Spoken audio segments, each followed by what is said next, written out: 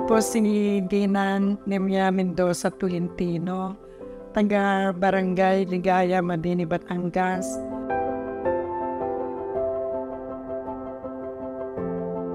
April 30, nagulat na lamang po kami. Bigla po akong tinawagan ng kanyang mother-in-law na si Ivan ay dinala sa ospital. Ang saya-saya pa po namin noong March 14, 2020 at nagbinyagan sa anak na niyang lalaki. Ngayon bigla pong nagkaroon ng karamdaman ang aking anak at sa oras na po niyon, hindi na po siya nagkaroon po ng buhay sa kandahilanan din po na tayo ay pandemic at wala pong bukas na ospital. Sarado, kaya hindi matanggap.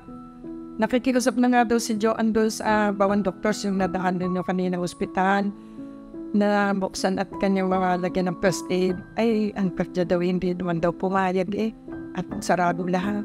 Nung datingan namin wala ng buwan. Masakit dyan sa katulad naming nanay. Di man namimiss ko yung bawa. Kung Pasko, bagong taon, sinasama niyan ako sa mall. Sabi niya, punuin ko daw yung cart. Punuin mo ng punuin. Dahil daw, isa na daw punta sa mall para daw yung Christmas Eve at saka yung New Year.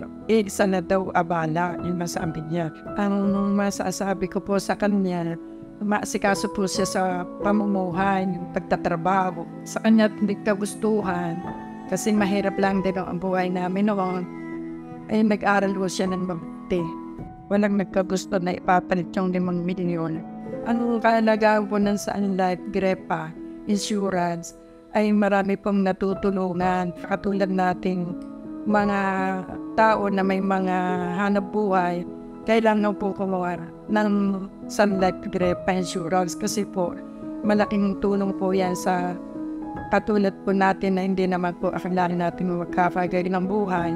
Talagang malaki pong tulong po yan sa mga naiwan. Kung mawala man tayo, hindi po kawa-awa yung mga naiwanan. Yun lamang po masasabi ko.